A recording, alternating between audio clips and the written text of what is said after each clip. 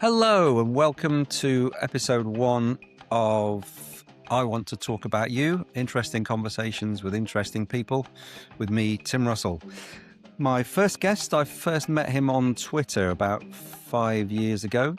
He's a documentary photographer based in Taipei, in Taiwan, and he's been photographing news events in Asia since the late 1980s. We finally met up late last year in Bangkok over a few beers, and I also went to the launch of his new book, Shoot, Ask, Run, at the Foreign Correspondents Club in Bangkok. And I realised then that he was a really good storyteller and raconteur, and I'd been thinking about doing a podcast for ages, so I thought, right, time to do that podcast and time to have Chris as my first guest. So here he is, Chris Stowers.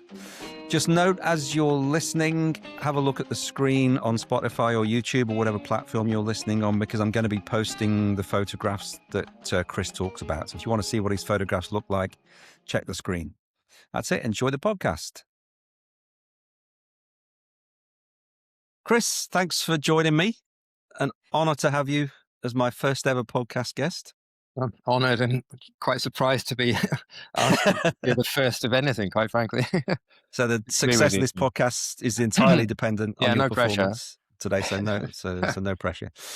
First question I'm going to ask everybody who appears on this podcast is, where are you and what are you up to right now?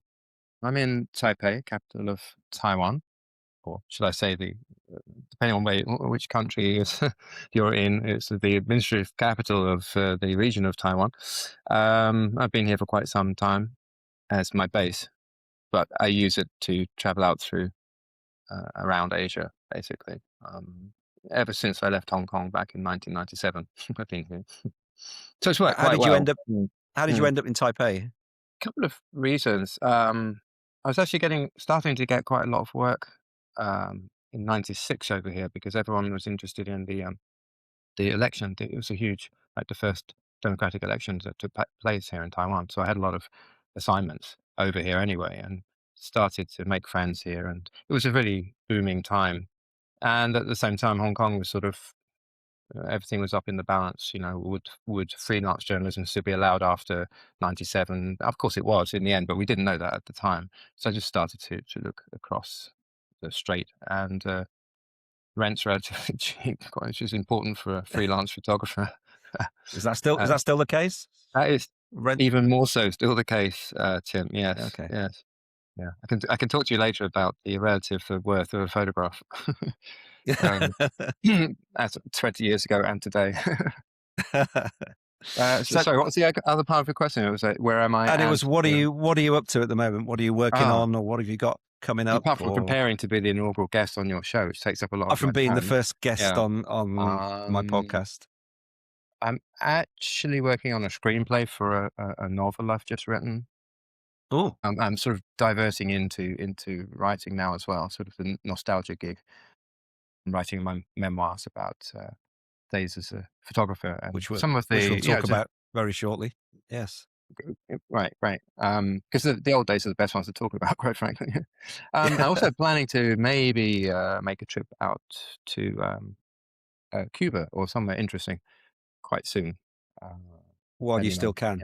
While I still can, I think 2026 is going to be a year of travel. So this is talking about it on your show. Now I'm going to have to complete my mission, aren't I? Going to have to do it now. Yeah. Well, it's good. I always find if I want to do something, I always tell other people I'm doing it, and then that means I'm more likely to do it, because right. I'm too scared to back out.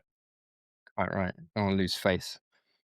So we'll touch. I don't really want this podcast to get too into politics. There's a lot of political podcasts out there, and I think people at the moment are kind of, politics doesn't always make for cheerful reading, and there's a lot of division out there. But at the same time, you're in Taiwan. You're possibly going to be the only podcast guest I may ever have from Taiwan. And Taiwan's been in the news a lot the last year or two. China's sort of making moves for what they call reunification. The US is saying they want to protect Taiwan from China's advances. What's the feeling in Taiwan? Are people nervous, and which, if any, which side are people kind of leaning towards if Right. any? I probably have to answer that one quite carefully, but Yeah. for a general point, Don't get yourself into yeah, trouble. kicked out. No, no, I guess there's nowhere else to go after this, is there really? You've Um, done it. You've been everywhere else. um, I'd have to say there's zero awareness that there is a problem from China on the streets. You can go about your daily life here completely oblivious and happily unaware of any country called China, the big panda in the room. If you're not into politics, at least, or you maybe don't have a government job, or you're not in the military, then it's not a factor, really. Maybe people who have their factories over there, they worry something about the economics side effects of conflict or blockade or something. But if you dig deeper, everyone's got an opinion about it. So I've started asking my friends a little bit about what do you plan to do, and are you worried? You know, this is from Taiwanese friends, and I'm surprised actually. Most of them say no, no, not particularly worried. I think their feeling is that after a period of valiantly putting up with with an onslaught for about like 3 days until there's no electricity and no YouTube any longer, and your aircon doesn't work anymore, then they'll just kind of throw up their hands and say, "We're all brothers." And but there's of course there's a hardcore of people, Taiwanese and Aboriginal people. We have Aboriginal people here too, actually. Yeah, I Um, met some when I was there last time. I went to a yeah, couple of Aboriginal villages. And yeah, and that's been their heritage status has been upplayed by the DPP, the present government that's in power, which is more sort of not probably not meant to say independent. Well, it's independence leaning, let's say that side, rather than the KMT, the Kuomintang, which is the traditional government you think of when you think of Taiwan under Chiang Kai-shek and the people that came over with him from China in 1947, 48, 49, kind of assumed control. So you do have these divisions, the old families that came with Chiang Kai-shek, and then the ones who were here before that, but were sort of made into second-class citizens after the arrival of Chiang, because whoever's got the guns has got the power. right. Um, over the years I've been here, like 20, 30 years, that's really been a period of healing old wounds. And when I first came here, people weren't even allowed to speak in their local dialect at school. Many of my friends weren't allowed to. Now it's in pop songs, it's all advertising, it's just a normal thing. So they've really handled Well, it it's very well. interesting. It's nice. When we went to an Aboriginal village near Sun Moon Lake, Mm. the old guy who took us round, the sort of village elder, his daughter or his adopted daughter is one of Taiwan's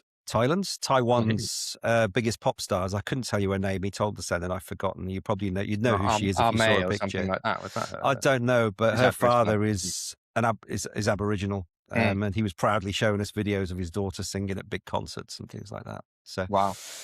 Could be mm, May. She's the most famous one. She advertises could be. Taiwan beer, and it's a household name here. And from the Piuma tribe, I think they've got about 14 different tribes. In fact, sometimes if you go down really far down south, the accent of the actual language of the tribes is almost indistinguishable from that of the North Philippines. So there must have been Oh, okay. some canoe got lost and went across this very choppy strait, and they never went back home again. Back 800,000 years ago. So it's really nice. Once you get out of this Taipei, then you see that it's a bigger game. It's not just one city. It's a very Yeah. diverse place. Which is And what's your feeling on it? Is it are you uh, nervous about the future for Taipei personally, as someone who lives there, or are you kind I'm of worried about leaving and then missing it because I've been here for 25 years. I don't really want to miss the only big story in town, which it would be for a week. It would be a really huge story, and I'd want to be there on the beaches and all that kind of stuff because that's the instinct of a photographer, isn't it? To get embedded with the yeah? army and get some interesting shots like Robert Capa or something. That's the dream. Reality will probably be very, very different. I'll probably be hunkering down in my apartment with everybody else and living off of baked beans for a week. It's uh, I Did you you know, I restock your wine shelf after the earthquake? Because I know after you the recent earthquake, sent me a picture after the recent earthquake of your smashed wine yeah, I bottles. forgot to put the bungee straps around the the whiskey cabinet. Yes, it's been restocked, don't worry, because that's very valuable in times of civil strife and Yeah, rationing. Yeah, you gotta be prepared. But, I of mean, that course. appeals to sort of an Englishness in me anyway. We like being the underdog and, war spirit. But I Well, it's like the classic honestly scene from Carry On Up the Khyber, isn't it? You know, where they're all having the dinner. They're all sitting around having their dinner while the whole Putting building's dust being from the destroyed. chandelier Yeah. falling on them. Yeah. Yes, stiff upper lip. I think that, in fact, there are quite a lot of similarities between Taiwan and Taiwan is a bit like England in the 1970s, really. It's an industrious nation of middle class, hardworking, God fearing, whatever God they choose to believe in is free here, God fearing people with a capitalist mindset. And nothing wrong with that. I feel quite at home. It's even got a decent national health service, which England used to have as well in the Oh, okay. 1970s. So That's good. I don't want it to end. It's the best time to be here of all the 25 years. It's the easiest living. It's creeping up in terms of expenses, but everywhere else in the world. But it's still relatively affordable. Great people, excellent food, as you probably found out yourself, and no reason to leave unless forced to do so. So I'm hoping and praying that it actually really seriously doesn't come to that. That's Yeah. Oh, yeah. fingers crossed Mm. that Mm. nothing too dramatic You could happens. say though that if China did take this place and then give it some time, they would possibly maybe start doing things the Taiwanese way. And who knows, the kind of laissez-faire attitude of Taiwan might seep in and weaken the rigid communist structure, and we'll have a big, China will become a big Taiwan. It would be nice. But Yeah, that's possibly. I know a few people wouldn't agree with that, but I think in Taiwan that's a pretty normal opinion to have, quite frankly. But you can click that out So if we've you known want. each other on Twitter for what, 5 years, 6 years? I think we It's first chatted on Twitter 2021. during the NFT boom, wasn't it? We both had NFT Yes, collections during that and if people, brief time when people could actually make money from NFTs. do you think people will understand what NFTs are? Because I had to be talked through it by a good Yeah, friend I of had to be mine because talked I through had it no by. idea either. Yeah, NFT. Well, that was NFTs were non-fungible tokens, which is I Yeah. think most people listening will have heard of Okay. NFTs, even if they don't have All a right. particularly in-depth understanding of what they are. But I think there was a Yeah, they've become they more were very popular big since during the then. COVID time, weren't they? When we were all sort of stuck at home and nothing to do, and Exactly. there was like, And I have to say, there's a very low ratio of people that you meet only online and then go on to actually meet in person and then find actually they're really good people and you're that one person. Everyone else I've known personally beforehand and then I'm in touch with them online, but you're the one case that's worked out the other way around. So okay, it's great. well, I'm that's very good. happy for the NFTs to widen my social range. Yeah, But the NFTs themselves, well, I was enthusiastic for a very short period of time, and then the whole bottom dropped out of that market, it seems. And I'm not a tech person, so I don't really enjoy yeah. I think it was. I read some article that. which makes sense that it was kind of a big thing during COVID when people were stuck at home and they had no money and they had nothing to do. So it was okay. Well, let's play around with NFTs, and then as soon Right, as the right. world got back to normal, kind of the Mm, whole NFT thing died off. I kind of get it the died off with it. technology behind it, and I think it does have Mm. some uses, but I Sure, the think whole blockchain trading thing cartoon makes a lot pictures of sense. of apes maybe isn't the best way to use the technology. Yes, I have to state here, I wasn't one of those. An actual proper No, I photo. never had one of those apes, But, unfortunately. I no, probably wouldn't be sitting here saw your talking to you shots. now. Very impressive. No, that's true. If you had one of those, you could cash out, couldn't you? If you knew how Yeah, to. exactly. So, We finally met last year, didn't we? When you were in Bangkok to launch your book, which is what we're going to talk about today. So you've got the second volume of your memoirs out called shoot, Not Eat, Pray, Love. I nearly said Eat, Pray, Love, not Eat, Pray, Love. and run. Slightly different. Shoot, Ask, and Run. Yeah, yeah. I Yes. guess in Uh, back of my mind, I was probably thinking of that title live, laugh, and love, or yeah. linked it to it. Yeah, shoot, ask, and run, which is advice I was given right at the very beginning of before I was a proper photographer. I was just living in a guest house with a lot of impoverished freelance photographers in Peshawar, Pakistan, on the border with Afghanistan. And this is back in February 1987. So I'm aging myself a little bit. I was very, very young at that point, just out of school. And I had a little Nikon camera, plastic EM, I think it was called, with single 50mm lens. And these journalists were all trying to get into, to join Mujahideen groups and go across the border into Afghanistan and photograph, Russian convoys being shot up and whatever else there was to. So that's how you first went to Pakistan, is it? Because you Well, wanted I to did. get to Afghanistan, or Actually, no, I was much more naive than that. I was trying to get to India for whatever reason. I won't go into here. I couldn't get the visa for India. So I thought, well, I'll go to the place nearest to it and try and get in from there.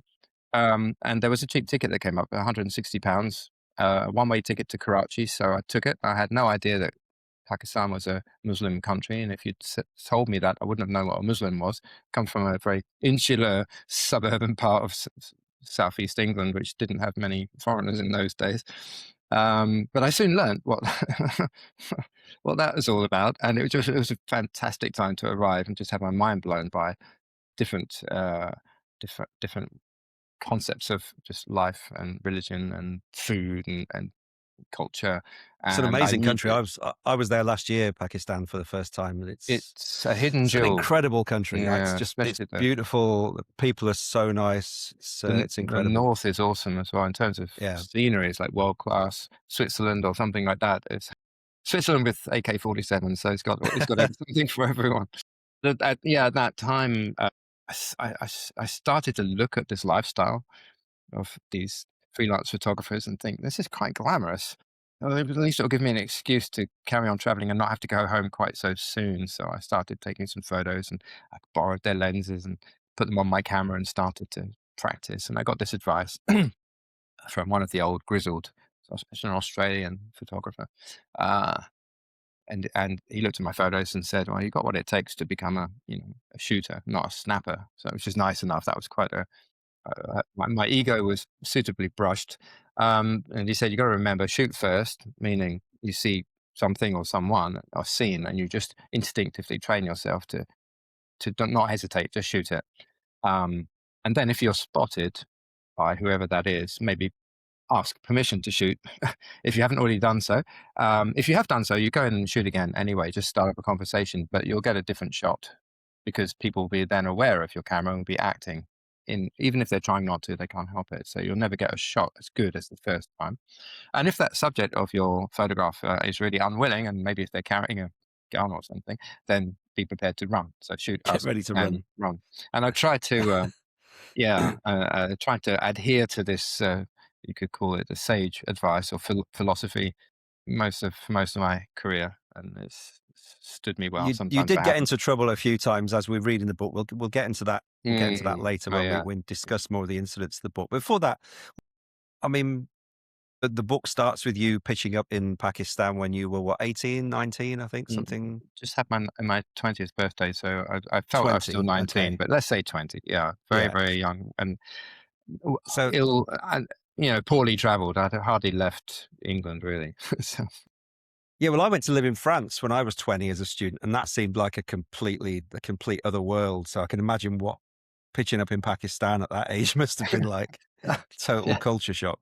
Yeah, but in a way, it kind of overwhelms you, but it immunizes you for everything that is to come afterwards. So Yeah. nothing has been as shocking as that to me. I think actually ever since. It's all like, I mean, I've had excellent, amazing experiences, but there's something about that first dynamite explosion in your gut, in many ways, in terms of the food as well, that just sets you up for more adventure later and gives you a hunger for bigger and greater things, and you can't really Yeah. just settle for a normal life after that. I guess every job, if you pursue it long enough, becomes normal. Photography is one of those. I mean, I speak for you too, right? You've been a photographer for a long time. I know Oh, yeah. you've done Well, other things, though, haven't you? I've never really been a professional photographer. I'm kind of well, I suppose these days I don't really do anything else, but I've spent most of my career in the tourism industry, Right. Well, I mean, but okay. traveling a lot. Yeah. Yeah. If you travel with a camera, then you're a photographer, basically. If you've got a good eye, and Yeah. I've only ever known you from the online space, so I just don't automatically assumed you're a photographer because your photos are professional quality. So I think it's Thank you.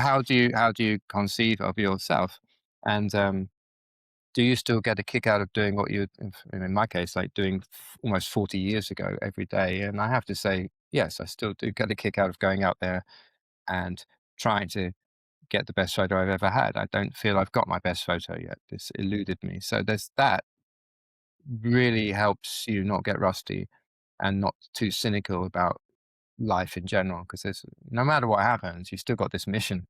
If the world's changing around you, your mission is the same. It's just get out there and photograph whatever is the latest thing. Yeah, plus we both live in a very interesting and colourful part of the world as well. Like Bangkok, you know what Bangkok's like. There's always something interesting going on in Bangkok. Every time I walk out the house, there's something interesting going. Even after I've been here, well, I've been here 13 years, Oh wow! and it's a place I can just never imagine getting bored of, Right. because there's always something going on. So it's a great city to be a photographer in. Yeah, I think probably Taipei less. And Yeah, I know you. I struggled a bit in Taipei. It was raining. I the weather didn't Uh, help. Certainly uh, the second uh, spell we had there, and I don't know. I've never come back from a trip with so few photos as I did from like I've just been to Pakistan, and Pakistan was just like boom That's boom boom boom. phenomenal, It's right? just like, came back with thousands of photos, whereas Taipei was kind of the opposite. But that's because normally when I travel, I try and meet up with a local photographer and go around and shoot with them, and that's always my Right. kind of You're hooked introduction. into it. Whereas I couldn't when you weren't there at the time, and I couldn't find No. anybody else. Next So time, make sure I'm there when you come. I will make if I come Mm. again. Yeah, I'll make sure you're there. But yeah, Yeah, I know what you mean. It's kind of a place where I decompress after trips to wilder places. It's always been like some people, they come here because they always had this desire and passion for the Chinese language, and they come and they study, and that's their thing. And they've had successful careers as linguists or in business using their language. I'd already been to so many much more dramatic places than here that it was always a bit of a, okay, this is just where I'm resting and recovering, and then 2 weeks later go out to somewhere like India or Indonesia somewhere, and in those places I've always got my better photographs for some reason. I don't know, my best body of work is not from Taiwan, even though I've spent on, if you add it all together, all the little pieces of time I've been here over 30 years, quite a considerable amount of time it's been here. Um, but there's probably enough to make a reasonable I'm stab sure at you could a put book together from 30 a book years. or an exhibition or Yeah. something. Yeah, if Yeah, I was forced to, I could do that. Yeah, yeah, yeah. I got it. Most yeah. of the presidents are in there. Covered every single election since '96. That's what I'm Oh, proud of there you that. go. There you Yeah. go. So we'll talk about the book later. I wanted to go back a little bit Mm, further first to your youth, yeah. to your to your childhood, and what do you think it was in your childhood that led you to becoming Chris Stowers photographer rather than Chris Mm. Stowers accountant or teacher or lavatory attendant or whatever? Well, yeah, that could have been one of the careers, I should think. Well, Probably actually, might pay better than photography being a lavatory attendant. I don't know. okay. Now, many people have very interesting books to tell, and they all come from like broken families, and or they've had issues with drugs, or these dramatic stories to tell. And I had such a boring but now I look back on it, I think blessed and wonderful childhood. We had nothing, but my parents just had unconditional love for me, and let me go away from home at a very tender age too. I think if I had a kid now, I would think twice about letting them go to Pakistan with a one-way ticket and 600 quid in their pocket. But they let me do that, and that was the best thing they could have done. It was pretty, standard working class. My dad was a welder, but the family had history in Rhodesia. They had lived out there for quite a few generations. Came back just in time for World War II. My grandmother missed the green scenery and dragged her young family, including my dad in his diapers, back on the ship from Cape Town, I guess it was. And my grandmother with her brought a whole load of black and white photographs from the veldt and, of what's that in Cape Town, the rock at the back. I forget the name of it now. Anyway, amazing scenery and picnicking in at Rhodes Memorial and just weird stuff from somewhere that was definitely not Southeast England. Exotic, almost like National Geographic style stuff, but all in sepia, small little sepia photographs. So I think that, and the fact that these were small photos that you really couldn't see very clearly what was going on, it fires the imagination to recreate in your mind what's really happening in that scene. If these days everything's so clear and sharp and you know uh, totally technicolor that there's not much left for the imagination. But in an old fuzzy black and white photograph, you think you're even thinking about what's the camera that was used to take that, and how did what was the darkroom light that they processed it in. My mind went off in all sorts of directions. So thanks to my grandmother, and then my dad said to me, and he'd been a welder and build in the building trade all his life, and he said to me, just okay, I know you don't really know what you're going to do, but just don't do my job. And I was like, don't worry, Dad, I'm not going to do that. Now I'm thinking, if I had a son who was 20 or something, and they asked, I was giving them advice, I'd say, don't become a photographer, whatever you do. Be a lawyer or a doctor or something, so you can look after me in your old age. Because photography is not the glamour job that it wants. Well, it's a glamour job, but it's not the glamour pay. I missed out on that, the 80s. For a few years in the 80s and early 90s, that was the good times. And it hooks me in, and the drug still works, but with diminishing returns. The financial rewards side of things. Every photographer will tell you that these days. You probably found Yeah. that yourself, right? Yeah, tell me about it. Yeah. So you went to Pakistan in what, 1987? That was your sort of big Yeah, move to go and winter become of a '87. photographer. I had been working in a beefeater steakhouse as the kitchen dishwasher guy and salad bar person. Beefeater Uh, Steakhouse. They yeah, don't have I Beefeater don't know if they still have. Steakhouses It's a bit anymore. like Blockbuster or something. Oh, they've all gone. I think you still got Toby Carvery in the UK, which I think is a similar concept. But yeah, Beefeater is Well, Beefeater's kind of that's a bit more long since upmarket. gone. It was pretty good, although not if you knew what went on in the kitchen. And then I went into motorcycle dispatch riding in London because I had a motorbike. I always had like either bicycle or motorbike, and I thought, well, at least I can, it's a bit better than being working in the kitchen. And then I went through a winter as a motorcycle dispatch rider, and that was deadly.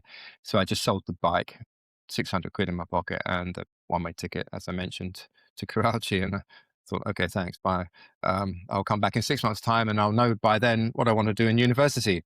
That's what I told my parents anyway. But of course, as soon as I arrived, about the first week I arrived, bombs started going off and interesting people were entering my life. And it's like, well, I didn't give England another thought for at least another year. Oh, well, I'm supposed to go home. No, it just didn't work out that way. So what was it that shocked you in terms of culture shock? You're what, 20? You've just landed in Mm. Karachi. It's probably the first time you've been that far from home. Maybe the first time you've been abroad at all. What things did you Oh, find the most mm. shocking, or did you struggle to The heat, get the your head noise, around? the flying coaches, these highly decorated trucks with dangly things on them. Just only seeing men anywhere, not women. Just being hassled the moment you step out onto the public street. It's just this, you have to psych yourself to go out, especially with a camera, even more so, because you just draw even well-meaning attention, but just too much of it. I was just used to being left alone and, being on my own. And suddenly to be in this cacophonics, horns blasting and Arabic music and smells, weird smells from here and everywhere, like in some vibrant kind of public toilet come cigar bar. And then that was amplified by getting up to Peshawar, because then you had the whole Afghan angle. And I was teaching English for a while there to Afghan refugees there, to the kids of Afghan refugees. So through them, my students, their fathers were like commanders in certain Afghan Mujahideen groups. So I was able to get some good ideas of what was going on and make it like a little. I think I've actually been into Afghanistan, but I don't have the stamp in my passport. But I went out way out Did there. you get some photos? Were you in there getting photos in Yeah, Afghanistan I as won't well? share. I won't share those with you. Nothing award winning, and all my contemporaries were much braver than me. I was just thinking, well, I can't really. Actually, that's what hit me. I was thinking, I'm a kid. I've got a camera, but I don't have anywhere to sell these photos, so I'm wasting people's time to go in there. But as I was their teacher, that was an honoured position. I was, Yeah. given some respect, even as a 20-year-old. And I was kitted up with the shalwar kameez and the chitrali hat and the blanket to cover the camera. And, like in North Pakistan, you can get by as a pretty good Pathan if you're tall with blue eyes. There's the leftovers of Macedonia's troops. I think they embedded themselves with the locals a bit Yeah, up I in met north. several locals up in Hunza who said they were descended from Alexander the The Great. great, yeah, yeah, I actually got asked when I was in Lahore, walking around my guide, and someone yeah. pointed at me and said to my guide something. I said, "What's he saying?" He said, "Oh, he's asking if you're from northern Pakistan." And it's like, I never thought I'd be mistaken for a Pakistani, but yeah, Yeah, only in Pakistan will but that happen. yeah, but No, it it's turns out, I guess, wonderful. with the beard and bluish eyes, I guess maybe I'll Were be you were classed for you a. dressed in local attire? Because it's very No, I comfortable, I have to wasn't. say. Oh, right. It is. No, I wasn't. I was just wearing Mm. t-shirt and a pair of trousers, and yeah, I carried it's on just wearing the shalwar kameez for so many years because after Pakistan, India still wouldn't let me into India. There was actually at that time, there was like a very strong border conflict between them, and you could only go across 3 days a month in a truck convoy from hmm Lahore or Karachi. I believe there were two options, and I didn't fancy that. Couldn't get the visa anyway because the story is too long to tell. In I think I mention it sort of in my first book, actually, the first book of the two in the series, why I didn't get that visa. So I thought, well, what do I do? Go back home after all this? But luckily, that year was the very first year, and it was the very first months because the snows in the north had just melted or were melting. And China had opened its border with Pakistan the year before Pakistani traders could go across and do business, and Chinese likewise, across the Karakoram Highway into Xinjiang hmm province. But this was the first year, 87, spring of 87, the first time that foreigners were allowed to go up there too. So just by chance, so I went to the China embassy. They gave me, yes, no problem, give me 3 months visa or something like that. Took up a whole page in the passport with a great big red star on it. It looked fantastic for my collection. So yeah, I just started off up in during Ramadan. Actually, it was a memorable experience up Wow. to the Kunjara Pass, just the highest road pass I think still in the world in terms of international road pass. hmm And then they were still blasting the road out of the riverbed, and it was kind of a permafrost up there, using blowtorches to heat up lamb shanks to eat and things like that in kind of yurts, these little tents, because they're kind of a bit like Tajikistani people as well. Actually, they're not Yeah. really very Pakistani or anything out there. They're more Central Asian. Oh, that was just another incredible experience. How do you ace these experiences? And I ended up traveling through Xinjiang and then down into Tibet, which you could do in those days. There was this brief period, and I'm so fortunate to have gone there at this time from 86 to 88, and I was there in 87, when you could enter Tibet on a normal tourist visa, travel by public transport, stay in a cheap 10 yuan a night guest house in Lhasa. And then you weren't supposed to really go outside much of the city limits, but I decided, "Oh, I'm going to hitchhike to China, sort of 2,000 kilometers away to the east. And there's a road on the map. I had this tiny little 6-inch map with a little red line on it and very, very, very minute Chinese characters in there. So I tried to copy them down. My eyesight was better in those days, and put them on pieces of cardboard, like hitchhiking. And I hid in amongst the back of a truck of Tibetan pilgrims going out to a monastery, getting outside the city limits of Lhasa, which was controlled by the Chinese, jumped off and started, threw my backpack down. And I just started walking, and I think about 1 stone lighter for Americans, that's what, 10 kilograms or something, 7 kilograms lighter. And a month later, I ended up in Chengdu, having had, Oh wow. yeah, yeah. I sort of broached So for that, these, that so for those sort of adventure. early years of Mm. traveling, are you just sort of learning your trade a bit, really, or Yeah, but learning to become a photographer? Were you making money from it already, or were no. you? The back of my mind, I had this. I had the camera with me, but I didn't really know. I was pointing it at everything, but not concentrating on anything. I didn't really know how to properly take a photo. I wasn't one of these people that was steeped in photo books. I didn't have like Right. photographic heroes at that stage. Since then, of I course, was I've going to met. ask that actually. Was there Mm, anyone then who was not at your that stage. inspiration? It's very funny because I remember there was I think it was Rolling Stone magazine or something. They had this story I came across in the YMCA in Lahore in 1987 because I was a bit sick for a while, so I was recuperating there. My entry to the guest house was a bit of a triage. You look the sickest, you could stay for a week, and we'll kick you out after a week. So I got the whole 1 week treatment, and they had this old Rolling Stone magazine, and um, there was this story that someone had written about Northwest Frontier Province. I thought, oh, this is a fabulous story. I actually sent it home to my parents after reading it, but I thought the photos were rubbish, black and white, but there were pieces of people's heads missing. I thought, oh, this is very slapdash. 6 years later, which is, to cut a long story short, is when the second book ends, I returned to England after 6 years away, having not gone back to England or talked to my parents on the phone or anything. I find this magazine, Rolling Stone, in the back of my wardrobe, And I'm looking at it. I think, God, the writing is terrible. The photos are fantastic. I actually understood what a good photo was. And I don't even know. I don't. I've still got the magazine. I'll have to check who took the photos. But it takes a while to appreciate what's a good photo or not. And it took me Yeah. probably about 4 years. But for the first Did you ever do any like photography training or study? Did you do any courses, or did you have a mentor or anything? You just No, I completely used to threw develop black and yourself white into it from photos with my scratch. best friend in his loft. So there was a fascination about just the chemical process and developing, and trying to just getting something out of nothing. On paper with chemicals, it's really quite fascinating. But I no, at first I thought to myself, well, it's like it's kind of an education, isn't it? You have to go through the education process before you can get the job. So to have the experiences and the material that's going to make you appreciate becoming a photographer. I'm not one of these people that can just say, okay, I've got a business card printed now I'm a photographer. No way. I would feel very nervous to call myself a photographer unless I got something under my belt. And for the first 18 months, I was just traveling like this, and teaching English was actually the way I made money in Indonesia and in Hong Kong mostly. So I arrived in Hong Kong after going through China with no money left. So it's like, well, I can't go home now anyway. Something's going to have to happen. My parents don't have any money either, so they don't want to hear from me. You couldn't ask them to send you money. No, Yeah. no way, no way. Well, they probably would have sold the house for me. I know they would have done, but I didn't want to put them in that situation.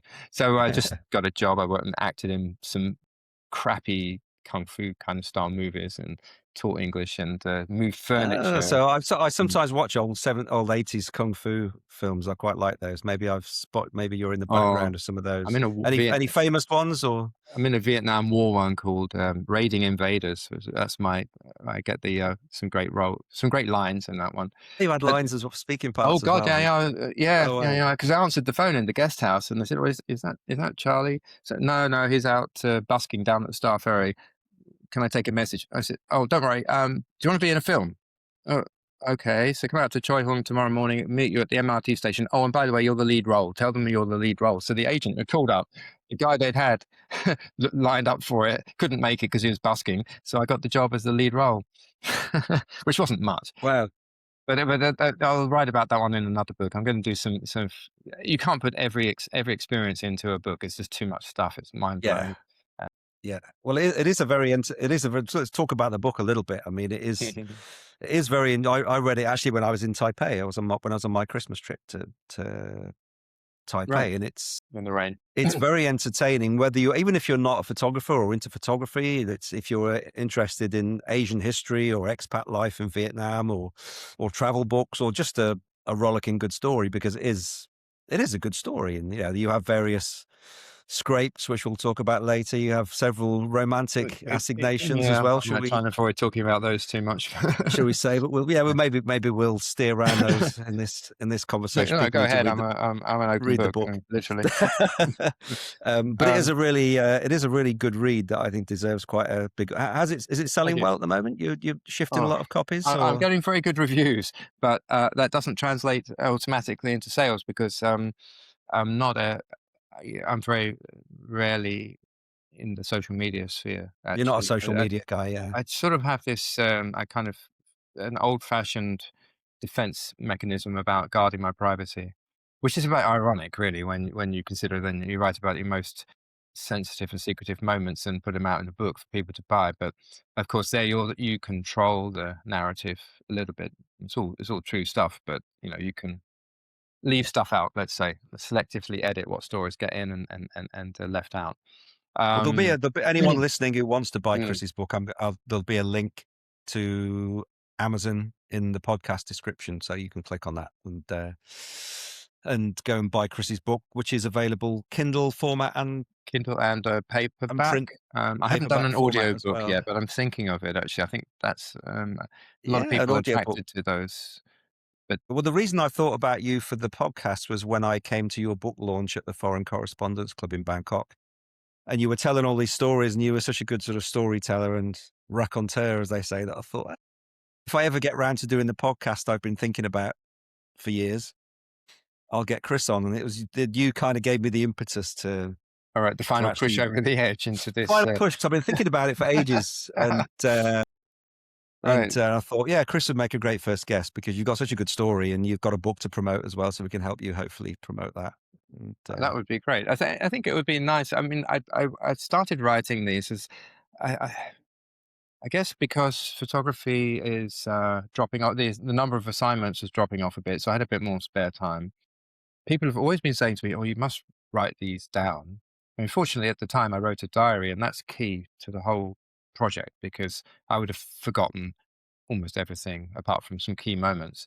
And when you go back through your diaries, you realize how you misremember things and you glamorize your own input into a situation. And it's very important, especially now that I'm starting to write about historical and news events. I have to make sure I get my facts right. So I really need this bedrock material from the diaries, and then I do research into what was contemporary going on at the time, and maybe sometimes talk to some other photographers who were there or journalists who are in the same places as me at the same time to see if their recollection was the same. well, that's Um, interesting you mentioned that because I recently watched the film about Nick Utz. Have you seen the mm, film about the Napalm Girl? yes, yes. It's, what's the And it was name of it interesting though? you mentioned that where the I can't Mm. remember what it's called. I No, shall Google it I know it's very while we're famous right talking. now, and I've been Yeah, talking to and it's people quite about interesting it. you say that because Yeah. several people who were there at the same time, and they've all got completely different memories of. Right, go to the person who was writing a diary that day, and maybe you might find if they haven't burnt it in the meantime, Yeah, and it's 40, and 50 years someone said later, watching it, it's very convincing that Nick Ut didn't take the photo, didn't but take the then photo. again, you could probably No. make another film showing it from a different angle that Yep. proves inconclusively Mm. that he did. It's called The Stringer. The stringer, that's right, yeah.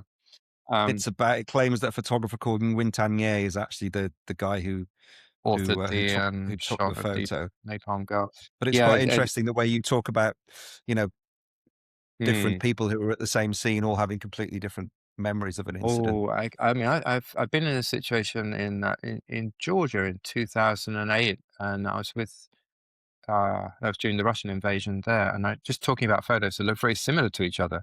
I was with a Polish photographer. There were very few photographers left because everybody was um, in Beijing covering the Olympics, and I went off on a holiday to the Caucasus because just I didn't want to be anywhere near Beijing or the Olympics. That's where too much news was going on.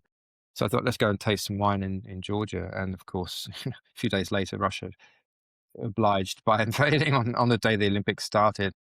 Suddenly, it was like one of the most probably the biggest story in the world at that time, apart from the opening of the Olympics. And there was only about three photographers in the country, and they bombed the airport and bombed the railway line, so no journalists could get in or out. And it was a wonderful time. This is what you dream of. It happens once every maybe 10 years. You get a really good break, lucky break. Um, Usually in August for me for some reason. So we were shooting in some situations side by side. You know, you team up with a friend to go places in cars and help defer the costs, and there's safety in numbers. And he went off to get a set of world press winning photos, and I felt mine were better than his. But one of his shots was almost exactly the same as mine. We took the picture of the same refugee lady with her grandson holding the salami out in front, and the look of distress in the lady's face. It was always, hang on, that's my photo. Oh, no, it's not. We just clicked at exactly the same moment, and we were side by side. So it's really difficult to tell. I mean, I could probably I'll go through and analyze my images, and there might be a twig on the ground that's in a different position, and I could tell, oh, it's not my shot. It is what's his name's photo? Wojciech's photo instead of mine. But So, yeah, so that's one. I mean, you were reading your book. You've been in quite a lot of hairy moments, as you yeah, would expect from a documentary photographer. We'll talk about probably the hairiest one, which you detail in the book in a minute.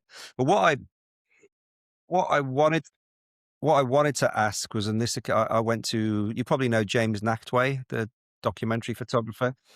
He had an exhibition in Bangkok about 2 years ago, and it was absolutely amazing, incredible photography. A lot of it mm, taken during wars, and I thought how amazing it is to have the calmness and the presence of mind to take these amazingly composed pictures when there's bullets flying at people screaming and bombs going off and things. I mean, how do you keep a clear head when you're in that kind of situation? And do you ever feel Do you feel in danger, or do you kind of forget it for the moment and just focus on getting photos? The Or first time I photographed someone actually dying right in front of me was in Indonesia in 1997 or 8. So in 98, it was a Black Friday or something they called the day. It was during the downfall of Suharto, and it was just a day.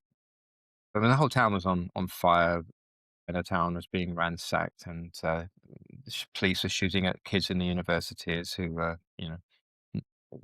cheering on Suharto's downfall. So the whole society was up in arms, and we were like going out every day and photographing things. But this one particular climax situation along the main Jalan Sudirman became a battlefield, really, with um, tear gas and baton charging police on one side and the protesters on the other. Earlier, I'd already been staring at, getting photos of these, I think, poorly trained young uneducated kids who've been drafted into the police force or some sort of paramilitary force and given a tear gas canister and not much training and just told to get out there and stop these bloody students from being too annoying. Um, and I was photographing the police, these young kids basically with tear gas guns, um, baton charging students, and one of them fired his tear gas canister, and I felt it go the projectile go right past my eye. It scraped. It was like almost like a Trump moment. It was that close. Little trickle of blood, possibly. And you could feel the heat of it for sure. And I was thinking, Christ, if I just turn my head a little bit, that's my eye out, or my head off, or death, or something like that. But you don't think. You just think. I was just angry at the kid, and he'll say, "Oh, sorry, Mister Somebody." he You have to actually laugh. apologized. Actually Yeah, he apologized to you. apologized. He realized he'd made a boo-boo, and just his natural, normal village kidness came out, even though he had the uniform on and everything. So sorry, and you have to laugh. There's nothing more you can do. And I've got friends who weren't lucky like that, and quite a few of my friends have died along the way. And they just weren't lucky at a certain point. And they were probably better. They were definitely better photographers than me. They were more maybe took it more seriously. I don't. I'm not a war photographer. I've been mistaken for Nachtwey twice on one day during the riots in Hong Kong. I didn't know what they were talking about. He had done a film called The War Photographer, and everyone in Hong Kong knew he was coming to town to photograph the riots in 1919. Actually, no, it's a 2014 Umbrella Revolution. A guy sidled up to me and said, "Sir, are you the war photographer?" I said, "Yeah, I am." He was referring to the title of the film, James Nachtwey's documentary, and he thought obviously he was talking to James Nachtwey. He was some tall foreigner. Twice in one day did I get mistaken for him, but that's as close as I get to being, the fame of Nachtwey rubbing off on me. The famous war photographer. Yeah. So, well, to round up what you're talking about, I don't go after these things, but if they happen, then it's your job. It's what you're here on Earth for, is to cover these things, and you do as best as you can, and you deal with the fallout later on. I think actually it's probably more, and I'll get onto this in my next book because I'm writing a series, and I've only got up to 1992. So most of the best adventures haven't yet been, the whole We've not had Georgia the. thing. That's that. It's a spoiler alert on that one. Okay. And the tsunami in India, it's there for the big. I know that hit Bangkok. No, Thailand very badly, but it hit Thailand, yeah. in India worse. Actually, many more people died there than Indonesia. I just happened to be there at the time. Those situations and earthquakes. There was the earthquake in Azad, Kashmir. So it's in Pakistan side of Kashmir. Earthquake in 2000 and I think 2005. It was the same year as the tsunami. Actually, it was a really bad year for disasters. And when you see people uh, poor people who've just had their lives destroyed like that for no fault of their own, it's really hard to handle at first, and I've Well, that leads me on to one of my next questions. Is there anything that you won't photograph? Have you ever seen a scene where you just thought, "Nah, I can't shoot that"? yeah. Because I know, have you read Don McCullin's autobiography? Yeah, I You have obviously know who unreasonable Don McCullin behavior. is. Yeah, yeah, Yes, it's a and very he good, very talks good in one. that about his constant dilemma about whether he should take the picture or help people, and he usually ends up doing both. But has there ever been a Yeah. time where you've just thought, "Nah, I can't shoot that. It would be wrong to shoot that." Y yeah, quite a few times actually, which explains why I haven't won as many awards as I should have done. You just can't help yourself. As soon I am. I don't like fashion photography or food photography or anything that's fake. So I'm always just looking at people. I'm only interested in people, really. And to know someone, you have to look them in the eye. It's just getting harder and harder to do as people stare at their phones all the time and hide behind sunglasses. Um, but when you're staring at someone in the eye and you can see that they've just been wounded and they're dazed and they've just been helicoptered out of their village and they've never left their village in their life, let alone been in a helicopter, and they don't know where they're going, and they're on their way to some army hospital somewhere. And in the case I'm thinking of, they were in Islamabad, going to a hospital in Rawalpindi, army medical hospital, and this lady turned and looked at me. She got this bandage on her head. It had a number on it. That was like the triage number for serious injury or less serious injury. They just like put a number on your head and siphon you off into the relevant ambulance. And she looked so dazed, and there was tears and bruising on her face. I just couldn't take the photograph, you know. And but there are so many cases like that. But then after a while, I actually started welling up a little bit as well, because you just think, you know, we're all human, and you have to have sympathy with Yeah. people. Otherwise, why are we doing this job? It's not for yourself. It's to try and help people. Surely, not in like some. I'm not a saint. I set out to help people, but that's surely the one main mission of photography, is to open the eyes of the world to how things are in other parts of the world, and it's the only way I know to do it. And now I'm trying to do it through Yeah. writing as well. But I asked that question because you've mm, got those amazing photos that you took in an abortion clinic in Romania, ah, which again is a very yeah, controversial thing to photograph. And I remember you yeah, saying that after you'd shot that, you came out and you felt a little bit like, yeah, que- should I really have been shooting queasy. that, and a little bit, yeah, Well, I was thinking that before going in there as well, actually. But it was one of those. I well, if I could tell the story, I was on my way home after 6 years away in Asia, and I was meandering and dragging my heels because I didn't really want to come home. But I set off, and I came all the way by train through Trans-Siberian train to Russia, and then went down to Moldova, through Romania. And I was on my way to Yugoslavia, which was splitting apart at that time. This is '92, summer of '92, and. So I found myself in this town called Brasov, very picturesque place, and I was passing a sort of French-style colonial building, which had these ornate shuttered windows, and the shutters were open, and I looked into a room, and there was a beam of sunlight that was coming through the window, or skylight, and it was illuminating one of those beds with leg clamps in them. It was like a torture instrument. There was nobody on it. It was just a bare stirrups. bed in a room, stirrups. Okay, um, and I had this just a realization. I can't leave Brajov and carry on my mission to go home until I found out what's going on in this hospital. And I had an idea because that was a big story at the time. I think Naftwey had done something. He was doing something about abortions in Romania at about the same time, actually.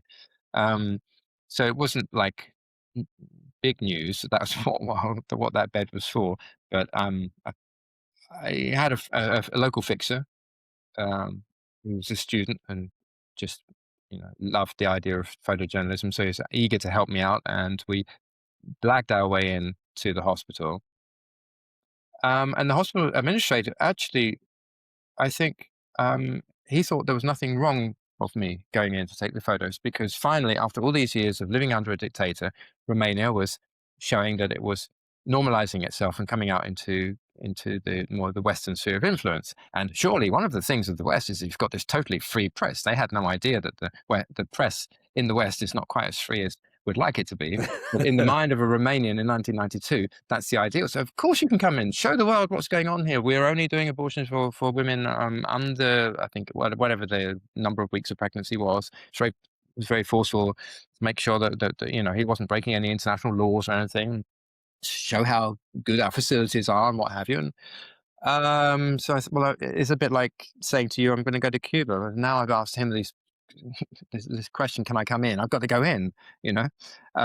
So next day I went along and didn't eat any breakfast, and I just limited myself to two camera bodies and two rolls of film, which is, of course, in all of this book, it's all about the days before the internet, before mobile phones, and it's all on film, which is something that you can. Right, there are photographers these days who have never actually taken a photograph on film.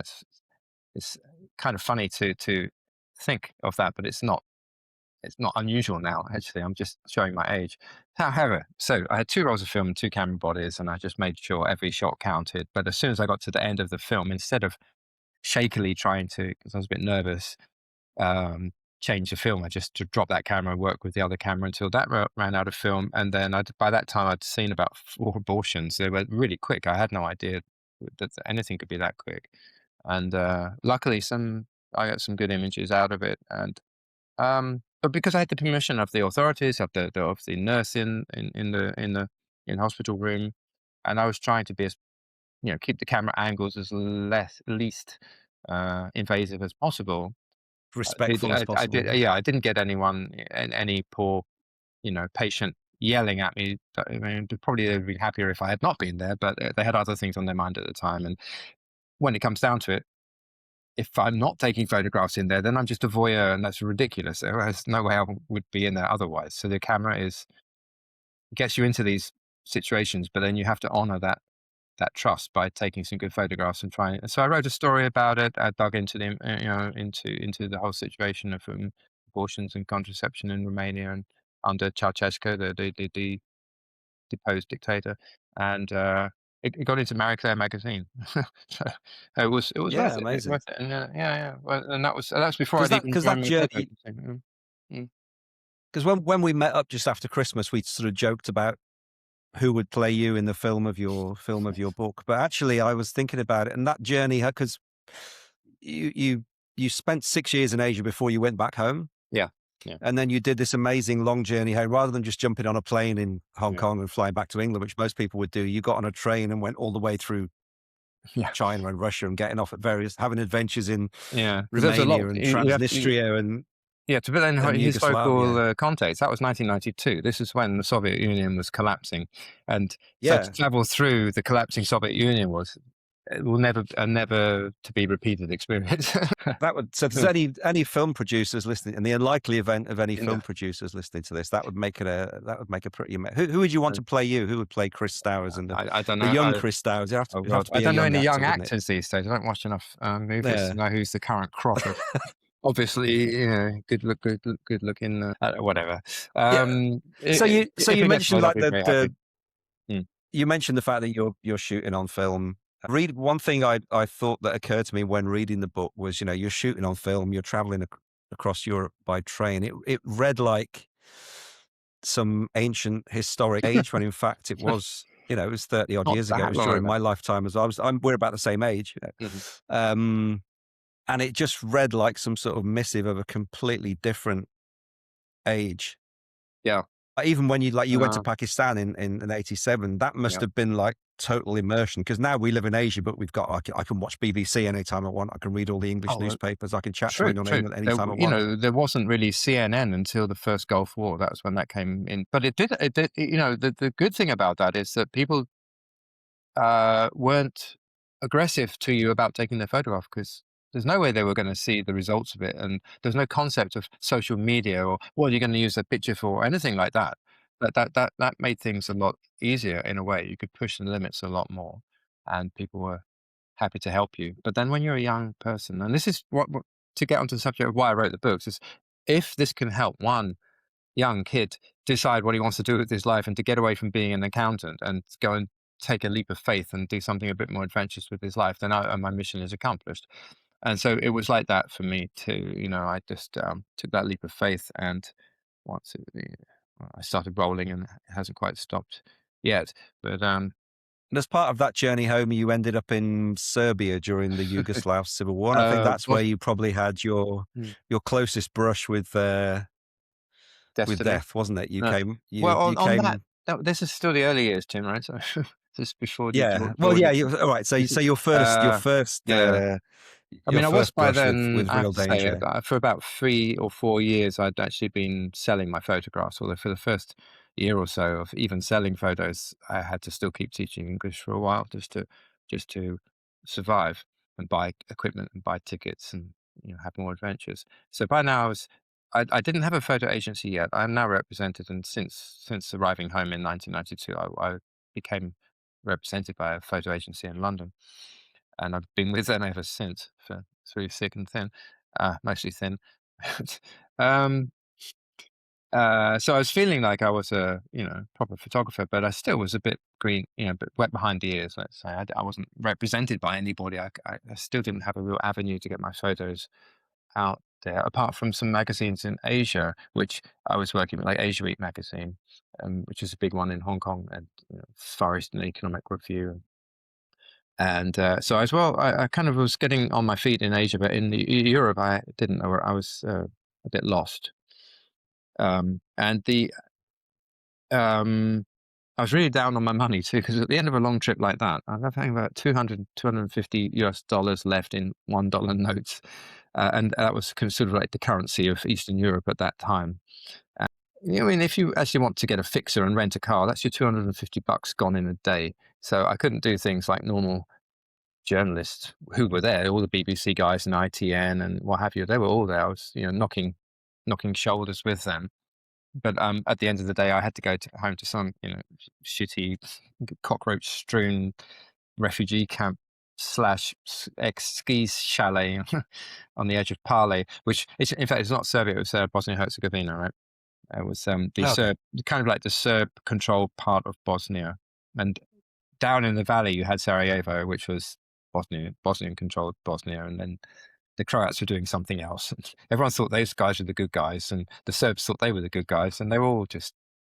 I hope never to have to be in a country that has to live through civil war, quite frankly, because it's a mess. And I still to this day don't really. Even the BBC correspondent at the time admitted to me later he had no idea what was going on either at that time.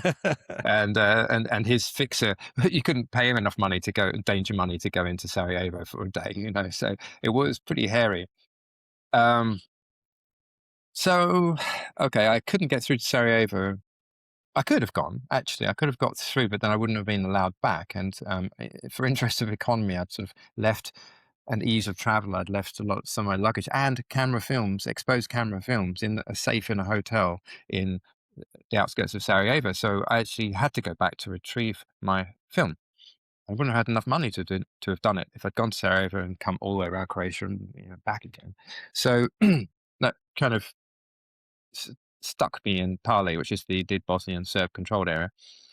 But luckily at that time, a lot was happening in that area. And one of the stories was, and this was before it got into the big news, uh, there was some refugees, Serb refugees from a town called Gorazda from the south of Pale were coming up, heading to safety in Serbia proper, in its capital, Belgrade, right? But on their way, they had passed through Pale, which was the capital of the Bosnian Serbs, and I was based in Pale for a few days. So I thought, well, I'll go out and photograph and interview these refugees because they've all been shot up and they got stories to tell of escaping from, Bosnian militia and stuff. And this is like, wow. In my mind, this was a huge scoop or something like this. I had no one to really sell the story to, and I was there before even ITN got onto the story, so it was really good. But so I took a bus out to a small village called Sokolac on the outskirts of Pale, which is where the refugees had gathered, and they were all kind of in these shot up Lada cars and with broken windscreens and evidence of grenade blasts on their paintwork. And some of them had been taken to a hospital on the outskirts of town to be tended to. But I wasn't getting very far talking to this bunch of bitter, grieved Chetniks, basically, who were really pissed off at having been kicked out of their town. And I don't think they had much love for England or anything either. Memories of the Second World War were still bubbling below the surface. So I was kind of persona non grata in that area anyway, despite having um, permission from the Serb press agency to be in that region. But I hadn't told them where I was going that day. So I thought, okay, I'm not going anywhere here. I'll go back to the hospital on the outskirts of town. Passed it earlier. There's always a story to be had by interviewing, someone injured in their bed and sob story kind of thing. And I started walking back, and I was snapping away at the road signs and any trucks that passed, thinking, I might sell as a stock photograph of road conditions in Eastern Europe or something. And I fell in with a guy and his wife and his child, and who were walking in the same direction, and he turned out to be a doctor at that hospital. So I asked him, can I come with you and photograph in your hospital? And he told me to wait at the guardhouse. He would go in and sort something out.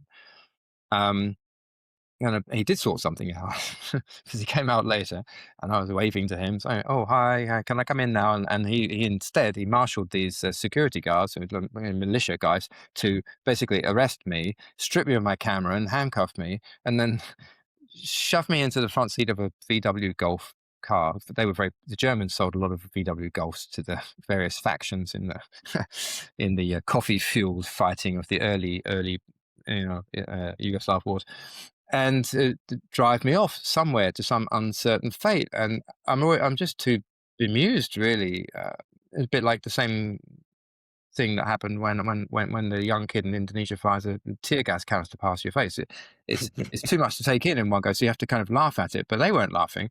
One guy behind me, he got in and he stuck a pistol in my neck, and then the driver had a Kalashnikov across his knees, and as he was changing gear, that would be like wobbling very worryingly. I was thinking that the trigger was going to be, it was going to go off at any moment, and I'd lose my kneecaps. And he didn't know much English, but the driver, he turned around to me and drew his thumb across his throat very melodramatically and said, what did he say? He said, trouble. Well, that's a pretty international gesture, isn't it? Trouble. Yeah. And he meant for me, not for him. So then I was left thinking, well, what do you, I mean, honestly, it's Tim, must have been in some hairy situations yourself. What do you do when the chips are down? You learn very quickly, basically. I think, or if you're lucky, and maybe if you're not lucky, you do the wrong thing and you become persecuted and you don't make it out of these situations. But very luckily, I just became quite indignant. And I thought, okay, well, what I could at a slow corner, maybe, but even with these handcuffs on, try and open the door and run for it. But then they got a great target practice and an excuse to have, had some fun and shot me. So now I'm going to have to stay in here and just see what happens. Just be patient. And I just got more and more pissed off. It's like, I could be out there shooting. I've got to make some money. I've only got $200 left. I must, kind of guy make a living kind of thing. But of course, they had no idea. I had a big beard at this time. I could have been a Bosnian. How you pass as a Pakistani, I could pass as a Bosnian quite easily at that time. And I had no press credentials on me apart from an Age Week press card, which they had no idea what that was, because I hadn't picked up the Serbian press card yet. I got that the next day. Okay. Unhelpfully, but that tells you, okay, so the next day. So therefore, I did survive for the next day. But so you did survive. You kind of spoiled the ending there. Oh yeah, I don't want to give away exactly how I got out of that one because I do want someone to buy the book if possible. But there are many other, there are many other adventures in there and to come in the next volume. Suffice it to say, the lesson I learned from that one is if you start to act like a victim and think of yourself like a victim, that emanates itself through your pores and people start treating you like a victim, and that you don't want to be in that situation. So actually you have to wrong foot people by having the opposite reaction than they expect. Act as though you've got every right to be there, and it's them that's inconveniencing you, and they might be in trouble unless they find out pretty damn quickly who you are. So they made them think you're important. They made too important to fuck around with. Yeah, exactly. And they made a phone call. Even a 20-year-old kid, but I looked older in those days. I looked much older than I actually was because I had the beard and everything, without any grey hairs in it at that time. And they must have phoned the press centre just to make sure. Oh yeah, that Englishman with a camera vest, that troublemaker is with us. Don't worry. And but I'll let you read how well you've read how I managed to get out. Yeah. Well, you're here talking to me, so obviously you survived. So exactly. I survived quite a few things like that. Yeah, I know it's all boring, isn't it? Really, I should write a book about how I didn't survive one day. Saving that one for the future. So let's talk a bit about documentary photography these days, such as it is. I mean, obviously lamenting the demise of. I think we are lamenting it. I mean, I remember again, if you've read Don McCullin's book where he talks about how when Thatcher got in, all the Sunday supplements just stopped featuring photo stories, and it was all lifestyle stuff rather than photojournalism. It was all domestic interiors and cars. He had a good run though, didn't he? He had a good run though. Yeah, he was there during the glory years. And now you've got mobile phones, so when there's a big news story, there'll be always someone there with a phone. And okay, they may not be the best photographer, but they'll be the first person there with the images. And then of course you've got AI in there with people that I think have got less trust for photography than they used to. I see a lot on Twitter now, if someone sees a picture which kind of goes against their beliefs or their interpretation of events, they just straight away say it's fake. It's not real. It's AI. So where do you think that leaves documentary photography That's these really days? dodgy, isn't it? Because the whole idea is that, I actually, to go back to talking about sort of like, um, good photojournalists from the past and who were maybe influencing me when I started to understand photography and look at photographs. I think some of the stuff from the 1970s, even National Geographic. There was William Albert Allard. I love his work. Very simple stuff with a 35mm lens only. Nearly every shot is just this, so simple. And one of his pictures was of this crying Peruvian shepherd boy, and a car had just run over his sheep, and that was so tugging at the heartstrings that people in America who read National Geographic were donating money to him in the days before all these crowdfunding things. That a picture could actually trigger such a reaction these days. I don't know what that picture would have to be, but people have become totally desensitized to. Well, I the think Napalm Girl is in a way, another good Napalm example of Girl was that, isn't it? I another mean, one. Yeah, totally sure. changed But people's that's from that era people's. when you could change the Yeah. course of a war with a photo, something as simple as what would you have to do these days? I don't know. So in that way, it's devalued because people will also think, what's your angle? What's your story? What's your narrative? Why have you taken that picture? Why is it on this particular website and not that one?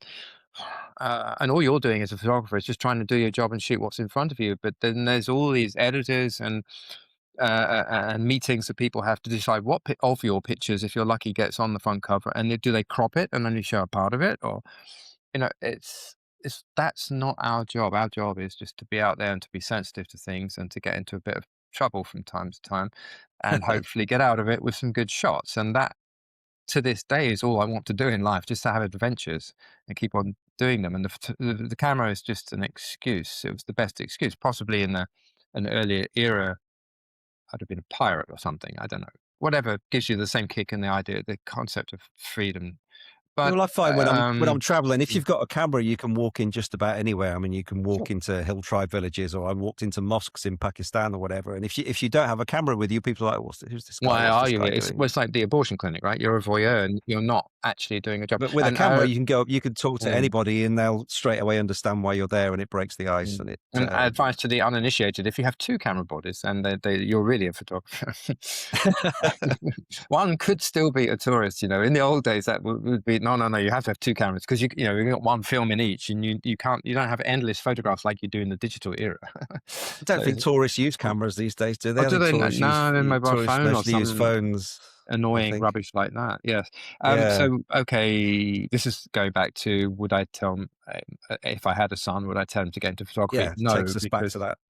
because the amount of money I got paid 30 years ago for a front cover picture on the South China Morning Post, for example, was 500 Hong Kong dollars. In those days, I could live for a week on 500 Hong Kong dollars in the guest house and eat and everything.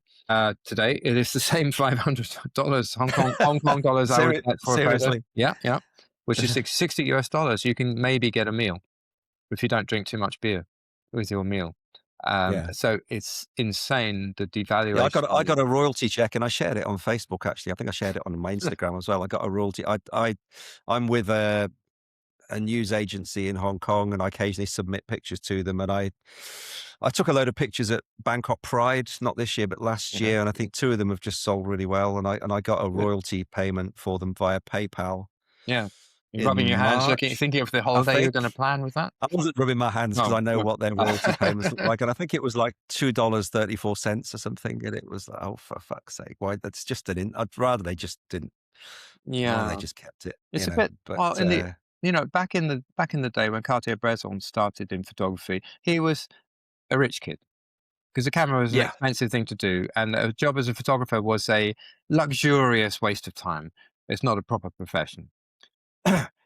Then But we've Kappa. come full circle to that, haven't we? I And mean, because then Kappa comes it's in, and like he's from a working class background. He started to democratize photography and bring up this concept of, the photographer owns the rights to his photographs, so he doesn't have to give them away to whoever bought him for that day to take that photo. You keep the photo, you can sell that multiple times. You can actually start to make money from that. Then you get the stock industry coming from that, and now it's gone right back into, if you're a rich kid with tons of daddy's money to burn on a credit card, you can travel around the world like the best, most famous photographer ever, but If you're, It's the same with everything. It's the it's same. so It's hard the same now. with music now. You look at most people who are making music these days. When I Right. was Yep. when I was younger in the '80s, bands would Yeah. be on the dole, and they could afford to spend 3 or 4 years making music, and they would make good money.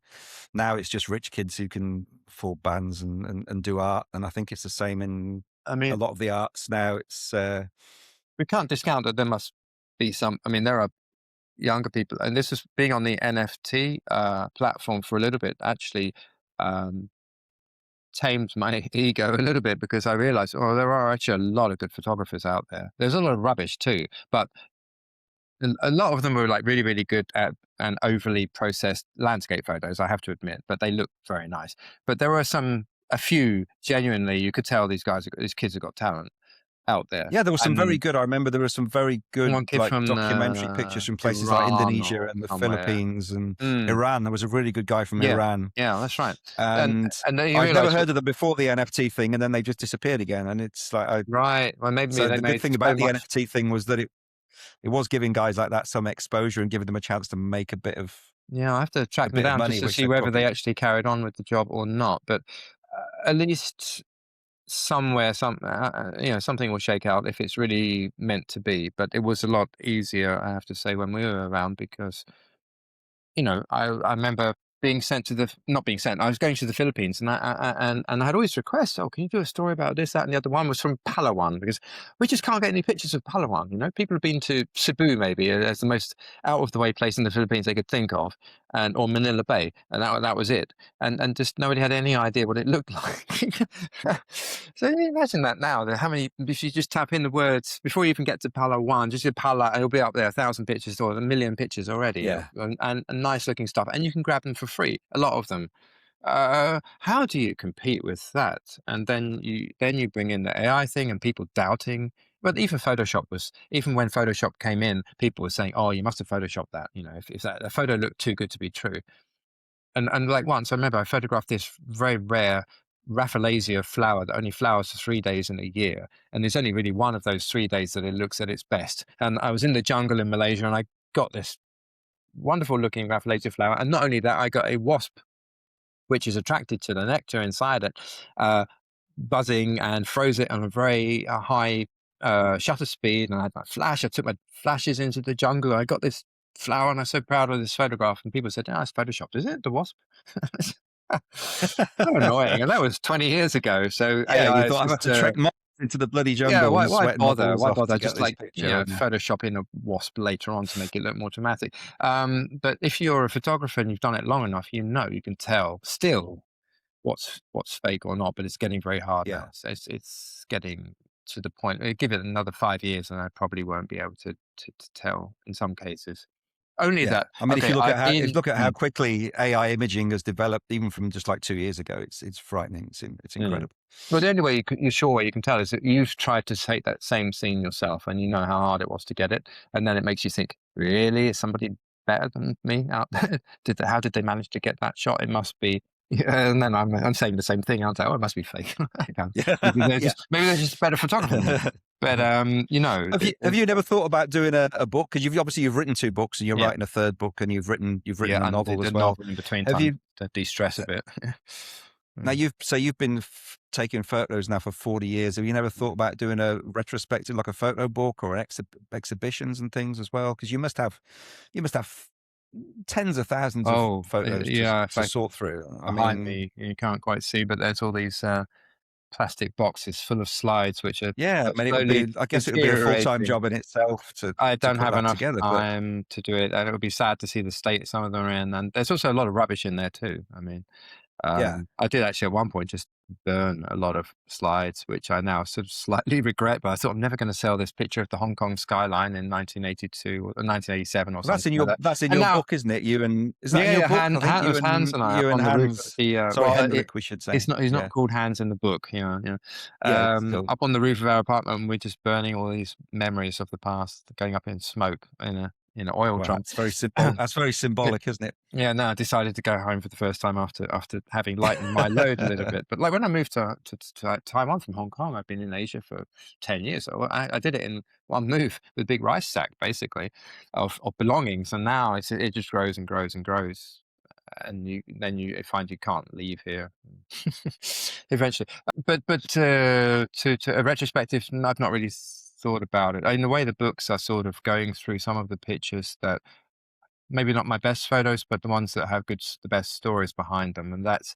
I had some scanned in to preserve them just in case, just to stop them deteriorating any further.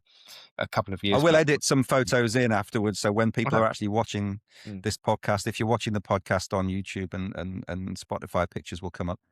So these So these you'll be able pictures to are the see the ones that I'm using as the backbone pictures of the that you're book, talking about. really. Like some of the, Hmm. if I choose to do certain stories, because there are other stories that could have been put in, but the ones that I got the best photos that I've managed to save, it really helps because you're reading about it and then you turn the page and say, oh yeah, there you go. That's just what I was reading about, and it does something to you. And you say, oh no, this is real, and that's quite rare these days to have it confirmed. This is real, and the picture And what still would you doesn't say, lie looking? like that, right?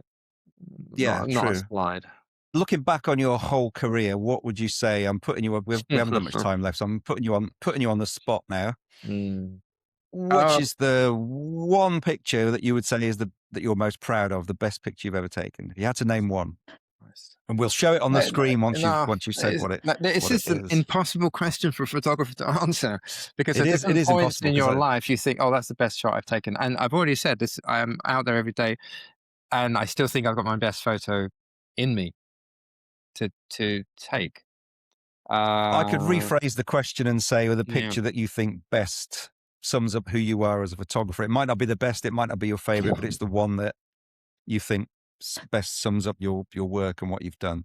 All right, here's one. And I can always weasel my way out of this and say, no, I have something else. But there's one that I like a lot. And I think it's a bit like the book. It's underappreciated, and it was during the Kashmir earthquake in 2005, and it was one of these people looking rather dazed up in a hill tribe village, waiting to be helivaced, and with the old, like as I mentioned earlier, with the triage number painted on their forehead, and it's got this vivid purple. I'll send you the color version of this picture later. Purple headdress on, and she's turning around to me the opposite way. The famous Steve McCurry shot of the girl the Afghan girl in The Pakistan, right? Afghan Yeah. girl. Yeah. Okay. Well, that was also, in the back of your mind, you think, "Oh, that's what a portrait is." If you were brought up at a certain era of time, as I was, you look at that shot, and you're trying to get something like that. Okay, this is. I didn't set out to get a shot like that, but I knew that was that one of those moments.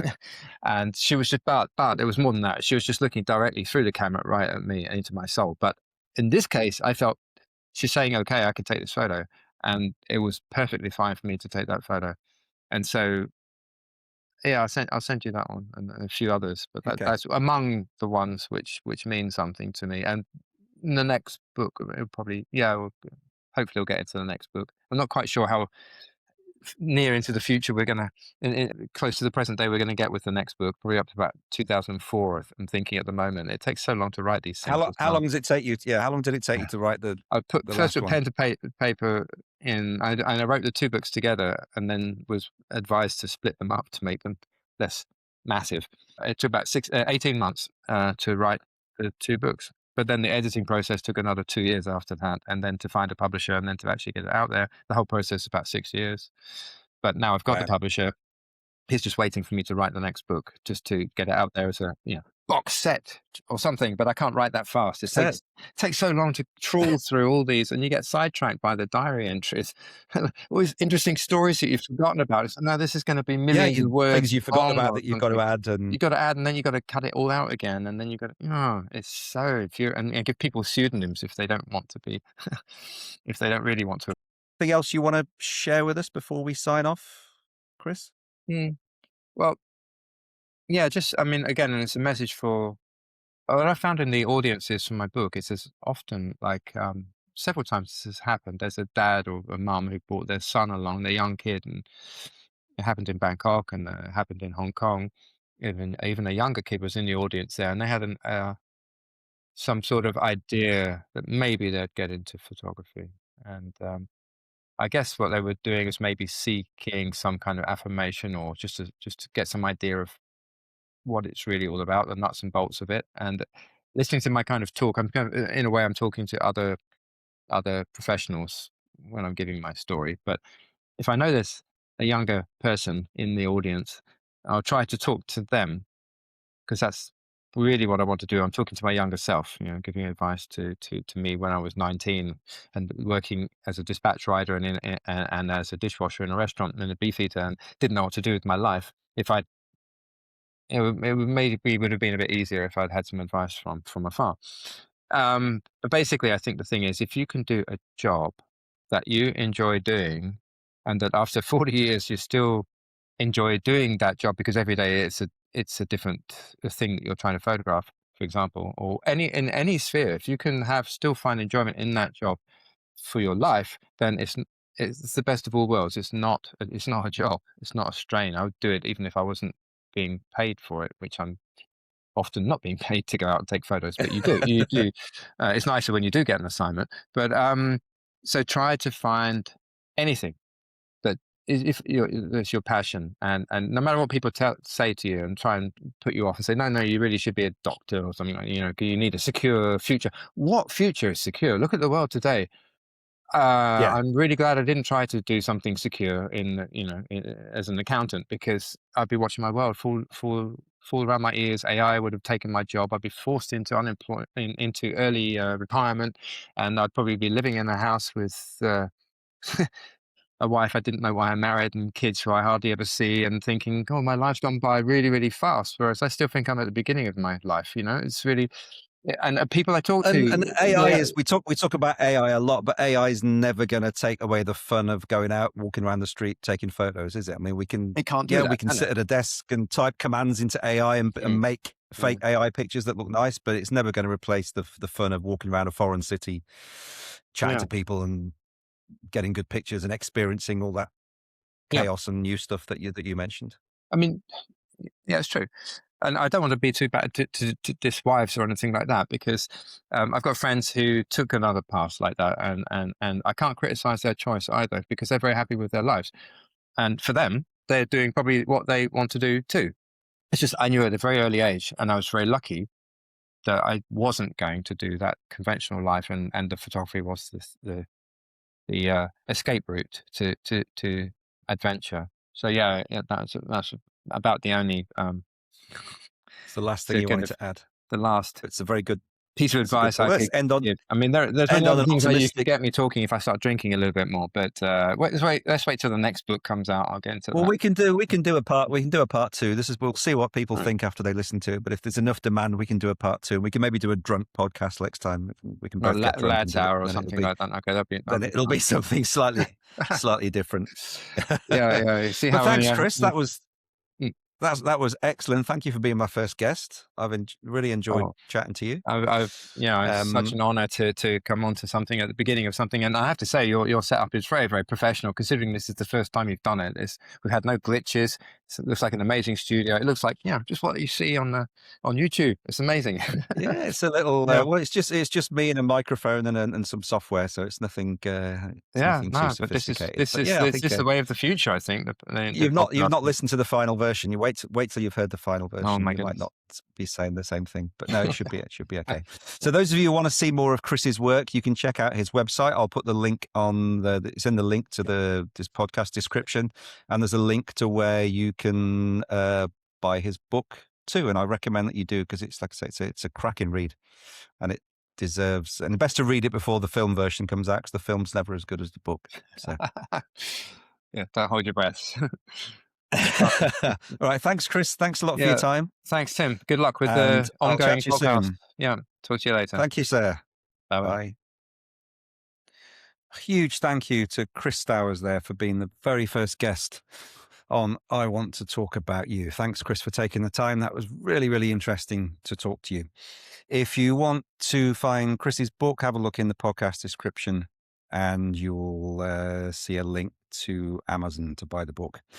If you are interested in being featured on the podcast, or you know someone who might be, please contact me. Also, make sure to like, share, spread the word about this podcast. My next guest will be Paul Page from 90s Irish indie rock legends, The Whipping Boy. So looking forward to that one. See you then. Bye-bye.